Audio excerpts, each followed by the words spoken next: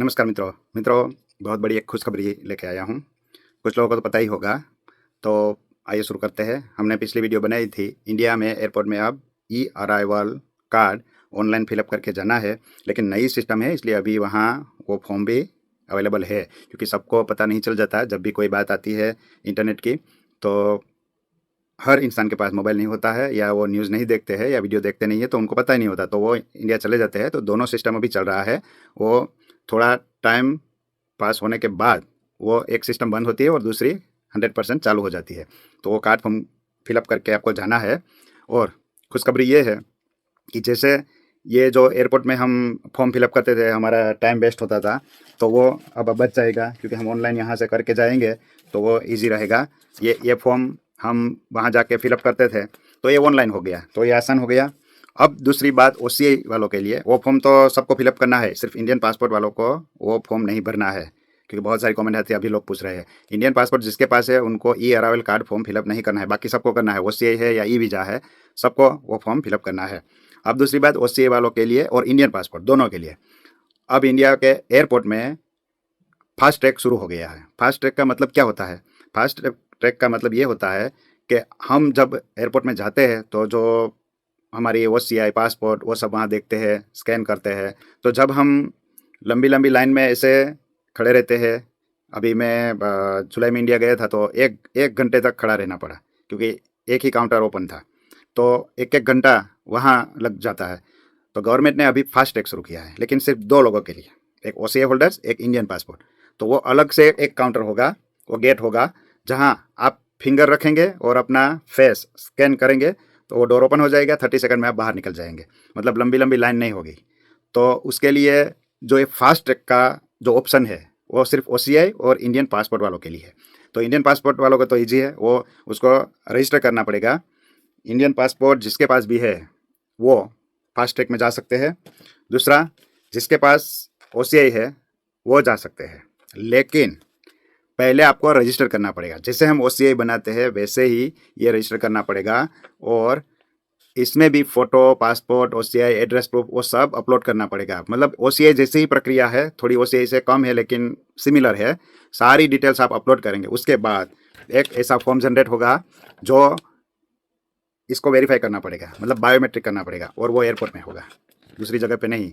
ऐसे 12 सेंटर खुले हुए हैं, उसका ऑफिशियल टाइम है, लेकिन आप एयरपोर्ट में कभी भी कर सकते हैं। तो जिस एयरपोर्ट में आप जा रहे हैं वहाँ ये लेटर निकाल के जाना है। जब आप अप्लाई करेंगे तो ये कोड भी आ जाएगा, और वहाँ हमें फिंगर देना है, बायोमेट्रिक हो जाएगा, तो हम बाद में कभी भी फास्ट ट्रैक में जा सकते हैं। अब दूसरी बात, फास्ट ट्रैक कब तक एक्टिव रहेगी? तो जब तक आपकी पासपोर्ट वैलिड है तब तक। जब आप रिन्यू करेंगे, न्यू पासपोर्ट आ जाएगी, तो फिर दोबारा आपको रजिस्टर करना पड़ेगा।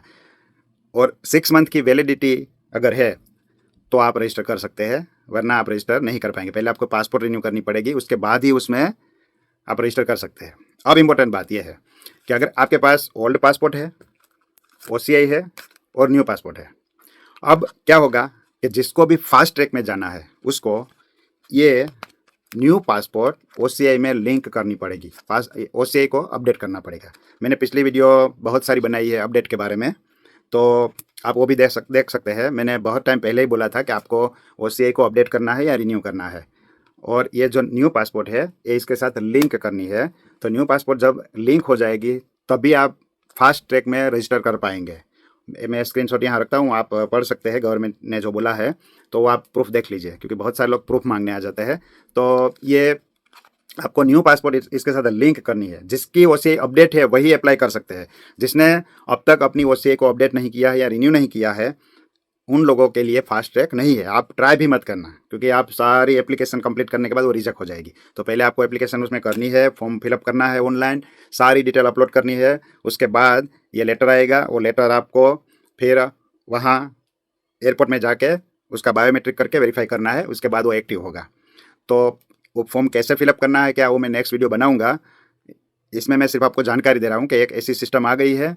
कुछ लोगों को पता है, बाकी बहुत ज़्यादा लोगों को पता नहीं है। तो आप जब इंडिया जाएंगे तो आपका टाइम बच जाएगा। एक तो वो ई अराइवल कार्ड आप घर से फिलअप करके जाएंगे, और दूसरा फास्ट ट्रैक अगर आप अप्लाई कर देंगे तो एयरपोर्ट में सीधा प्लेन से उतर के आप डायरेक्ट निकल सकते हैं। फिंगर से आपका डिटेल आ जाएगा और वो ई अराइवल कार्ड से भी डिटेल पहुँच जाएगा। तो ये बहुत अच्छा सिस्टम एक शुरू हुआ है हमारा टाइम बचाने के लिए, क्योंकि हम लास्ट जुलाई में हम गए थे, तो हमारा 1 घंटा तो इमिग्रेशन में निकल गया। फिर हम जब सामान लेने गए अपनी बैग लेने के लिए, तो वो भी सिक्योरिटी वालों ने बैग निकाल के साइड में रखी हुई थी। इतने लेट हम पहुंचे थे कि दूसरा फ्लाइट आ गया, उस बेल्ट पे दूसरे फ्लाइट के बैग आ गए और हमारी बैग साइड में थी। तो ये सारे जो टाइम वेस्ट वहाँ होता है, वो भी टाइम आपका बच जाएगा, क्योंकि दूर दूर तक पहुँचना होता है एयरपोर्ट से, तो 1 डेढ़ घंटा 2 घंटा आपका वहाँ वेस्ट होता है। तो ये फास्ट टैग का बहुत अच्छा एक ऑप्शन है, वो आप कर सकते हैं। और पहले आपकी अपनी ओसीआई को अपडेट कर देना है, उसके बाद वो अप्लाई करना है। अगर पासपोर्ट की एक्सपायर डेट नज़दीक है तो पहले आप पासपोर्ट रिन्यू करिए, उसके बाद ओसीआई को अपडेट करिए और ये फास्ट ट्रैक आप अप्लाई कर दिए, ताकि आप एक साल में 1 बार 2 बार 3 बार इंडिया ट्रैवल करते हैं तो आपके लिए वो ईजी रहेगा। तो इस वीडियो को ज़्यादा से ज़्यादा शेयर करें ताकि लोगों को पता चले कि अब सारा ऑनलाइन हो गया है, डिजिटल हो गया है, तो हमें उस हिसाब से चलना है, हमें पीछे नहीं रहना है, क्योंकि बहुत सारे लोगों ने अब तक ओसीआई को अपडेट रिन्यू नहीं किया है। तो ये वीडियो सब तक पहुंचा दीजिए कि हमें समय के साथ चलना है। तो ये नई नई सिस्टम जो आती है, उस सिस्टम में चलने के लिए ये करना आवश्यक है। अगर उस सिस्टम में आपको नहीं जाना तो आप पुराने सिस्टम में रहिए, बाद में क्या होगा वो तो पता नहीं, लेकिन जिसको भी ये नए सिस्टम में चलना है उनको ये सब करना पड़ेगा। तो इस वीडियो को आपने शेयर करिए, कमेंट करिए, अगर कोई प्रॉब्लम है, दिक्कत है तो आप हमारा कॉन्टैक्ट करिए, हम उसका सोल्यूशन लाने की कोशिश करेंगे। तो इस वीडियो को देखा उसके लिए आपका बहुत बहुत धन्यवाद। Thank you.